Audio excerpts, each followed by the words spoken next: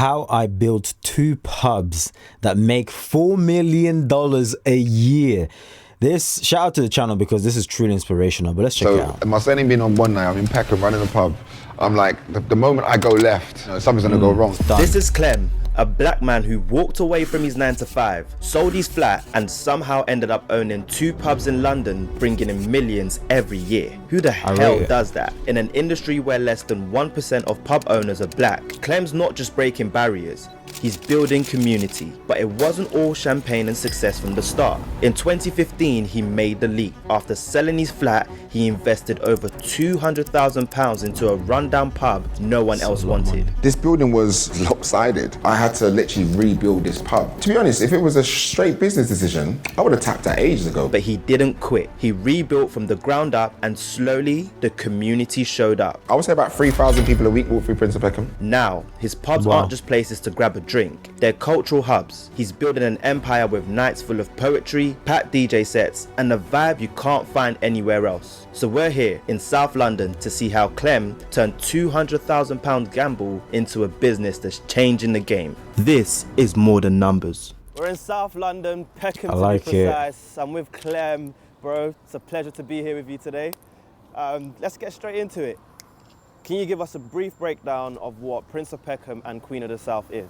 So for me, I'm Nigerian born, grew up in South London, went to school in Brockley, Peckham, college in Clapham. And when I was growing up, I never completely felt comfortable in spaces. Yeah. Even being Nigerian in a black community back then, I didn't, it wasn't cool to be Nigerian back then, do you know what I mean? So I never wanted anyone to feel alien like I felt when I was growing up. Yeah. So I wanted to create a space that was genuinely inclusive, genuinely open, home from home. Yeah.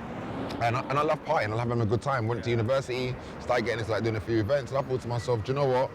I wanted a space that I could enjoy, but unbeknownst to me, I've created a space that's actually more than just a turn-up joint, a genuine community hub. People can share ideas, people can mourn, people can celebrate. And yeah, Prince of Peckham has done exactly that, and by the grace of God, we've got another venue in Queen of the South. You're really bringing people together. What year did you launch the business?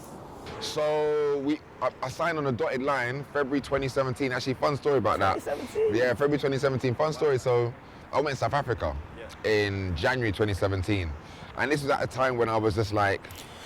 Before he carries on with the story that he went to South Africa, I'm here to tell you, if you've got that idea, just start, man. Don't wait for a guy on YouTube to tell you start. Trust in yourself. Rather than seeing the glass as half empty, think of it as half full. And the possibilities. What if I fail? What if you don't? What if you don't fail? And you are the one who changes your family, you know? All of a sudden you're like, geez, man, like, I am the one. I am. Like, you could be. You will never know until you start, though. Okay, I'm fully transformed, I'm mobilized, I'm gonna do this, I'm gonna get the money together, etc., etc. So I was in South Africa, and my solicitor sent the document to sign on a lease. Petrified.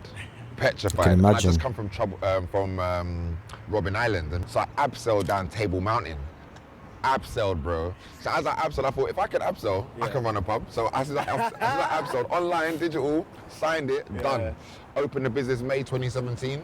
And yeah, the rest is history. And since you've launched, how much revenue has your business generated? I mean, it's a multi-million-pound business. Yeah. But you know, for me, it's not about what we make, it's about how much we reinvest back in the business. Yeah. We probably reinvested about £3-4 million in our business, whether it be staff, products, collaborations, purchasing another site, looking for more sites. So for us, we're always, money we make, we're always putting it back into, like when you walk into our space, the different touch points, furnishings, etc., etc. We're always trying to make sure we maximize the experience for our guests.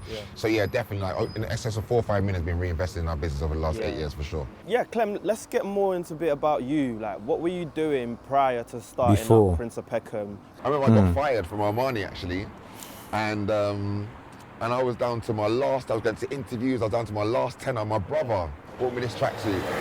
And then the next day I had money to go to, he gave me money to get a travel card to go to my interview. Pareto Law it was with. And I got this interview working for Xerox, selling photocopiers, right? Okay. In Uxbridge. So I'm going from South London to Uxbridge. Journey, bro. Still living at my home with mums and dad, like, I think I was on £13,000 a year, bro. Damn. As a university graduate, earning like petty commission selling photocopiers. But you know what? It was the best sales training I could ever have wished for. Yeah. And if I didn't have that sales training, I'd be hard-stretched to find if I'd still be the individual I am today. Like, it was incredible. During that time, everyone wanted to party. Everyone wanted to have, like, so I had some connects in West End. Okay. So I remember taking them to China Whites, and the original China Whites. After that, I was the guy in the office, bro. Wow. And I thought to myself, you know, when everyone goes out, regardless of their differences or troubles, everyone's calm. Together. Everyone's good. So I wanted to do that every day. Yeah. I wanted to create a space that people can party and enjoy themselves every day. So I left Xerox and I met these two white guys from Manchester, and they had a photographic studio in Soho. And I don't remember like the days when, like, you know, Facebook was out, everyone was taking digital images, and there was a lot of money in the UK back then. So we had a makeover studio. So I did that, and I did that for 4 or 5 years. I was on a commission basis. I was hungry. I was selling using what I learned at Xerox to sell photos, to sell photographic experiences. Yeah. Then I started promoting the nightclubs. I was like, boom, I can pack out a nightclub with all the people that come through my studio, good-looking people, etc., etc. And everything just changed for me. Everything changed, and these guys that gave me this opportunity, they also showed me the power of... So wait, did he make the money from Xerox? Is that the plan? Use the 9 to 5, stack, and then... I mean, I'm not quite sure if that's exactly what he'd done, but that's what I'll tell you to do if you've got a 9 to 5 right now. Don't use it to blow your money. Use that stack, invest. Find a stock that you believe in. Then the best way to find a stock that you believe in, look around you. Which company do you always consistently use? Most people, I'll tell you, is Amazon. If you consistently order things from Amazon, what do you think is going to happen to Amazon stock? From 5 years to now, 10 years to now, maybe 2 years or a year to now, most likely it's going to go up. Why don't you buy that? Start switching your mindset. Rather than buying from them, why don't I just buy their stock so I can own them? Essentially, a percentage. You get it, right? So I'm curious if he's going to break down exactly, you know, and I would love to hear that, like, okay, this is what I've done from my 9, maybe this is something that they can add, like, from my 9 to 5, I managed to maybe save roughly 8, not me, but I'm saying him, 80K. Then from that 80K allowed me to ease off a bit. I landed another job, which I started investing, saving, and then it took me to maybe 100, 102. Bought my flat, from my flat, sold it, got X amount of profit, and then it allowed me to reinvest everything to this, and now we're here kind of thing. So you get a truly detailed thing, because a lot of these videos, it can end up being a lot of fancy stuff, and it still leaves the viewer thinking to themselves, like, I don't quite know exactly how, you know, he got there, but it's a lot of like, oh, by God's grace, miracles, and then we're here. Obviously, God's got a major part to do with it, but the breakdown will be phenomenal. So far, so good. Credit, leveraging. You know, I bought my first flat in 2006 because I worked with them and they connected me to certain people where, you know, you can pay an accountant XYZ to, you know, make it like you earn more. You know, you can pay a surveyor to overvalue a property. I wouldn't advise doing it now, but we did it back then. You get it, and do what you can. It helped me get on the ladder. You understand? And through that, I was able to leverage the first property to buy the second property, so on and so forth. Because I know you raised about 200K. Yeah. How old is he? How did you get people from your friends and family to actually believe in your idea and want to put that type of money down for you? Do you know, I'm going to keep it 100, yeah? I asked a couple, and they said no. And you know, and I get it. Like, you know, it's all well and good. They're your friends and family, right? But why should they give you their money for you to say, I'm going to do X, Y, Z? Like, but the one guy that stepped up, and my cousin G Fresh Gordon, didn't even hesitate, because I've been doing this for ages. And he was like, well, how can I not invest in your passion and what you're an expert at? And it was a no-brainer. I sold a flat. I did money from him. I got another couple of cousins, Jason and Charles and Yemichi. Everyone just like put money together, £217,000 to be exact.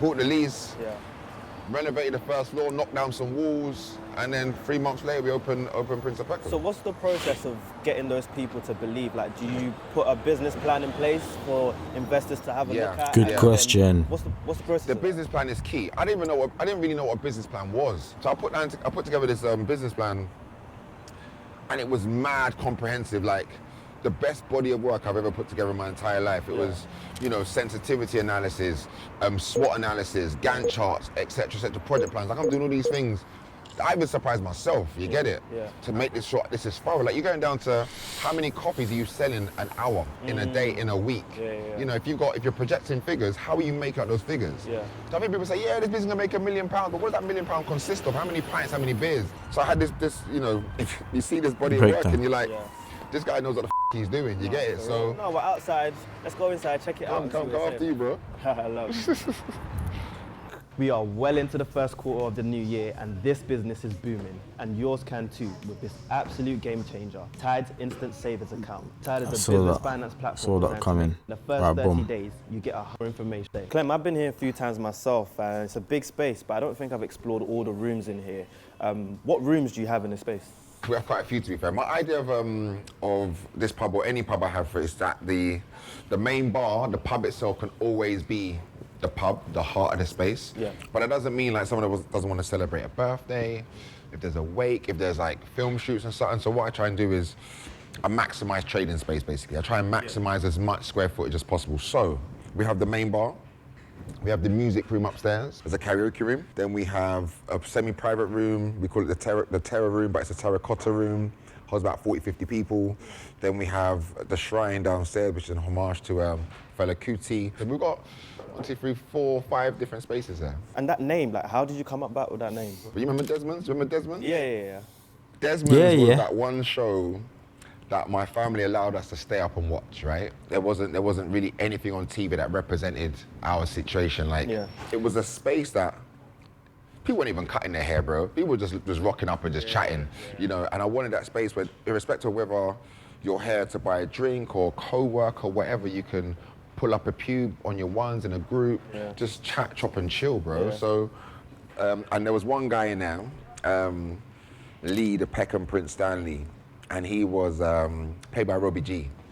And he was like, you know, cockney as you like, sharp dresser, but he'll put on you patois whenever, like, straight up. And I thought, aren't we all like that? Do you get it? Like, you know, and I thought, and he was the Peckham Prince, and I think there's not one black boy I grew up with that didn't call himself the Peckham Prince. And it's funny, because when I was trademarking the name, I thought, Rio Ferdinand's probably taking it, you know what I mean? And it was available, I said, yep, snap that right up. So, trademark Prince of Peckham, and the Prince of Peckham was born. Earlier you mentioned you raised about, what was it, 217K to be precise.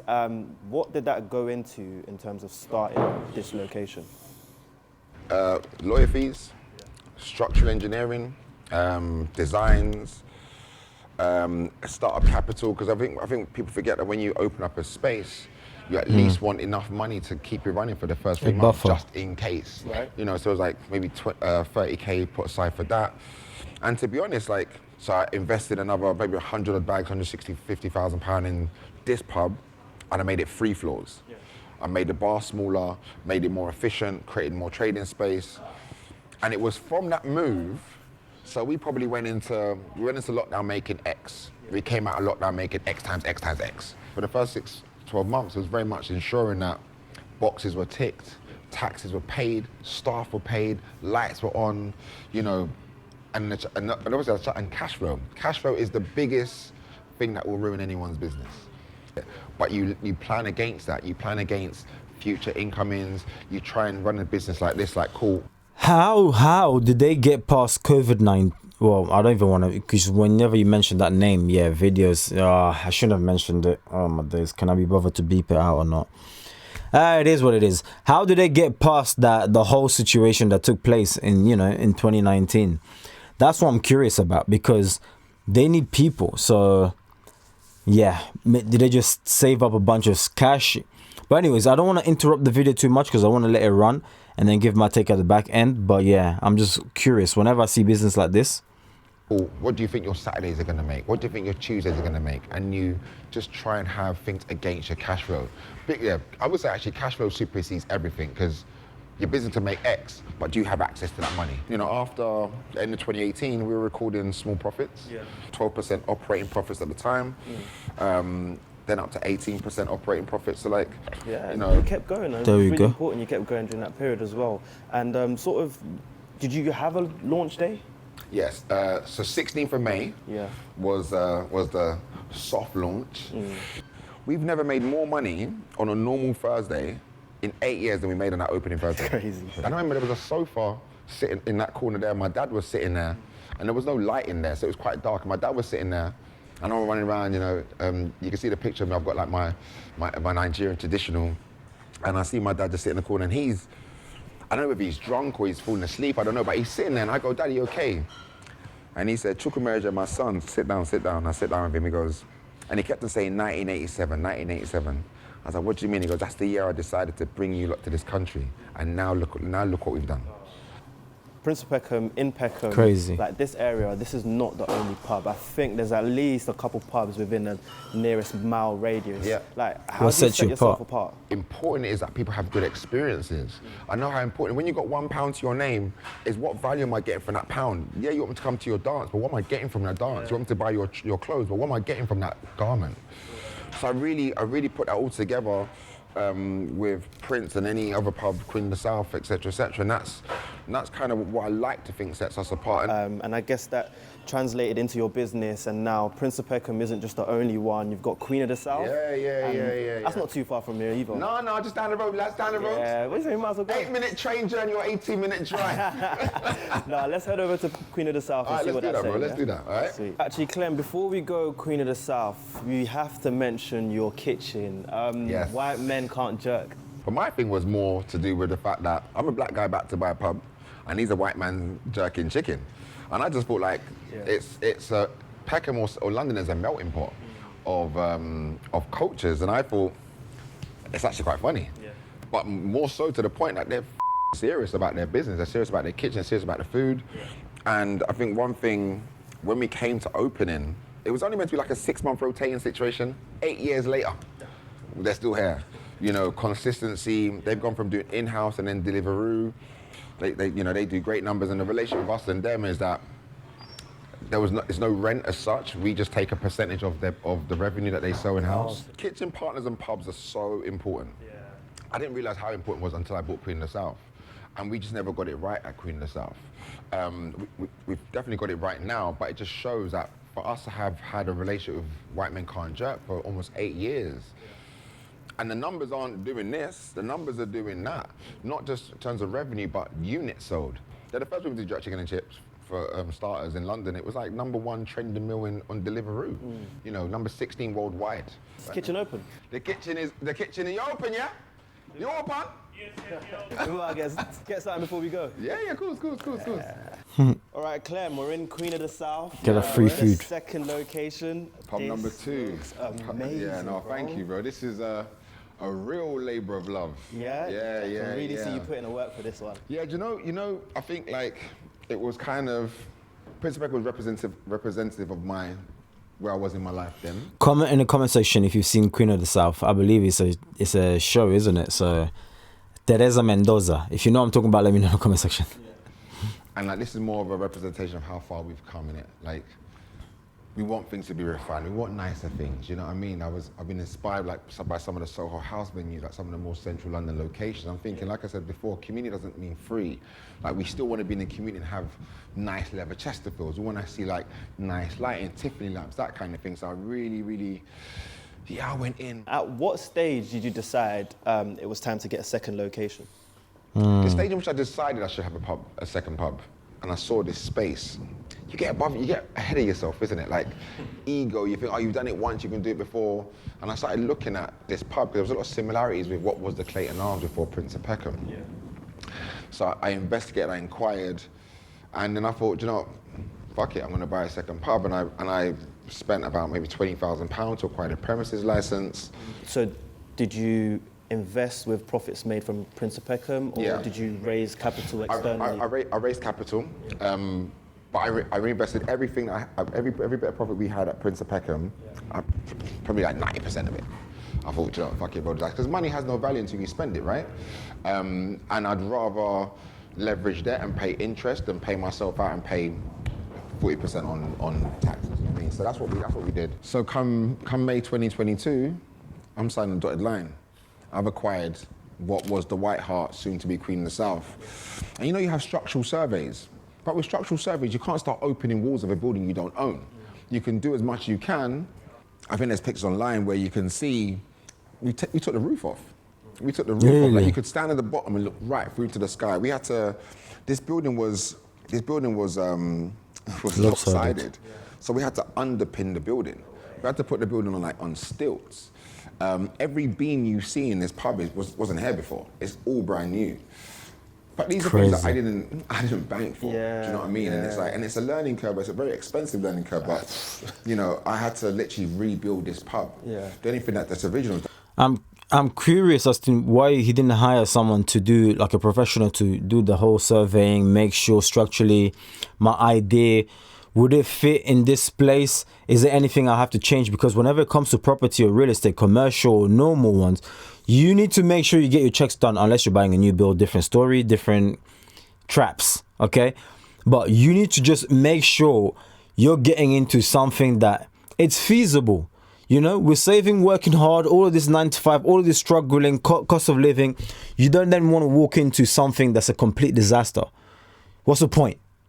In his case, he managed because he had resources from his first pub. Imagine you walking in blind with nothing, no income coming in from anything else. And now you found yourself in a pickle, in a situation where you're like, I need more cash. I'm already in too deep. What do I do? God forbid, imagine you have to abandon everything. You've just completely wasted your God knows how much money. So you're better off preparing rather than cutting corners and finding yourself in a situation where you're like, oh my days, I've just wasted money and now I'm broke. The carcass of it all, where we had 800K for this project. Okay, so that's how much you raised? That's how much I raised, yeah, 800K for this project. Close to $1 million. It ended up being fucking in excess of a 1.2. 1.2. Which, What a guess. What a guess. You guys heard me say before the show there on the screen, literally. It ended up being fucking in excess of a 1.2. Which, at that stage, you just have to believe in what you're doing it for. Because if it was a straight business decision, I would have tapped that ages ago, bro. Do you get it? Like, could you talk me through some of the biggest differences from opening Prince of Peckham and this, and sort of like any problems or issues, hurdles you faced along the way?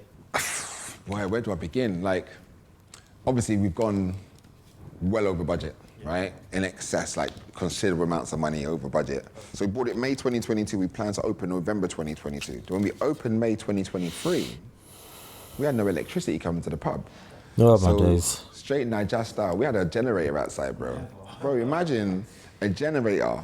That's not, because obviously in Nigeria, it's in case the electricity comes off. This one is for the electricity. Do you get it? Like, and we had it for 5 months. And you know the cost of diesel. These are like 2,000 litre tanks. So we're paying for diesel to power the pub and keep it open. But in turn, you're pissing off neighbours. We're here saying we're a community pub, but we've got neighbours like that can't sleep because it's on overnight, or they're saying, the fumes are going into the atmosphere, which was, and all we wanted to do was just get the pub open. What is the revenue difference from your first year of operating to Good now? question. Yeah, we're doing 3 to 4 times more than we in 8 years later than we did when we opened, for sure. But like I said before, for us it's very much like it's not about the top line, it's about the bottom line. And what can we use to reinvest in the business, create a more valuable product by it being more valuable experience. What would you say is the biggest revenue driver in both businesses? Okay, so for Prince of Peckham's, 80% of our weekly revenue will come from our late night trade. But every Friday and Saturday should pay for the business. Sunday to Thursday should be your profit. Playing football matches or Champions League finals at pubs. You know what? Having Sky and BT in pubs is essential, but it's expensive, bro. Yeah. We spend about $4,000 a month. But be honest with you, when we opened the pub, we didn't have Sky BT because it wasn't an expense I was prepared to. But the moment we showed the World Cup, I think it was 2018. Obviously, it's on TV, right? And what I love about sports at Prince of Peckham is like, you got girls, you got guys, you got South Americans, like all these people, and so we thought after that World Cup, 2018, it might be the Euros, we thought we're going to invest in Sky and BT. And how many staff members do you have across both locations? Probably about just under 60, maybe, not including the contract staff. Yeah. It's challenging keeping everyone motivated, everyone interested, but the key is to have it's staff retention. This industry is renowned for high staff turnover. Yeah. I thought to myself, people won't treat hospitality as a career if they're being paid like it isn't. So we try to introduce higher hourly pays in terms of salaries, incentives for people that are salaried. But obviously, you know, things are challenging. Like 25 to 30% of your weekly revenue can go on staff wages. And across, if you know, I mean, the split of both, but what would you say the customer intake is for both locations? Did they just blur that out? Or, okay. I would say about thought my 3,000 headphones people a would week stop walk through working. Prince of Peckham. Okay. Yeah, we could see. All right, so let's see the this, because this is that. So do they show some breakdowns of numbers or something? I'm seeing here. You sat on the same seat and saw the same thing. You'll be like, yo, but I'm spending money with you every week. And I think when you see improvement in that journey and it's maximizing your experience, but yet still consistent. Yeah. I mean, that's what we've done very well with Prince of Peckham. And so, Let's see, what's we this? know it's not quite your birthday, but Planning so we're trying to just birthdays, plant that little seed in and our also head. let's see what the comment section says, because I know this just literally launched. So big up yourself. Proper info, top video. Should have asked about lockdown, bruv. Did I not? I literally called all of this. Should have asked about lockdown. Would have loved to hear that story. Let me just give that a like, because literally I said this in the video, and yeah, I'm sure maybe a few more people might even ask a similar thing, because that's one thing that I've realized. Like, I've got a friend who opened up a barbershop, and just before COVID, it's not looking good. In fact, they had to close the business down and wasted a lot of money. But obviously, you acquire lessons along the way, so you could take that and use that, you know, to whatever business venture you decide to start. But these are things that you can't really predict. But now more so, we can actually predict them, because what is it called? The World Government Forum, I believe, where they spoke about a situation that could be taking place in the year 2019, and then you can look all of this up. They spoke about it on their website, and then it ended up coming to fruition. It ended up happening in reality. Now, one can argue, are these things planned, premeditated? Are these pre-planned events? Is this part of karmic retribution, where they tell you what they're going to do and then they end up doing it? And now it's this case of where it's like, well, it's happened. We warned you. We warned you guys. We told you guys. We gave you signals. The world is run by symbols, right? We flashed a bunch of symbols, weird symbols on movies, TV shows, and as part of karmic retribution, the blood's not on our hand, because it's you guys essentially who are allowing us to be able to conduct this. It really got deep then. If you can read between the lines, you're a smart one. Let me know in the comment section down below. But I really would have loved to find out how on earth they got through COVID in depth. I said that word again, but in depth, because this will give insight into people who want to open up salons, you know, barbershops, as I mentioned, clinics, dentists, anything that you need a physical, you know, location, the lease, to find out a bit more like how that side of things worked out. But yeah, you know, I don't want to get too technical, too businessy in this video, but I believe you guys get exactly what I'm talking about. So much so, it's a brand new video released 4 hours ago as of the recording of this video, and that's a comment already that you're seeing, you know, as there. So yeah. But overall, the video was solid, especially seeing a brother being able to become this successful. I don't know if he ever watches this, but I'd love to talk to him, maybe even do a sit down or interview in regards to this. So yeah, but yeah, may God bless you all, bless this channel, and yeah, let me know your thoughts in the comment section down below. All right, guys, I'll catch you. Oh yeah, if you need some financial advice or some financial help, should we say, in regards to investing, just reach out. You'll be able to find me in the comment section somewhere. All right, take care, guys.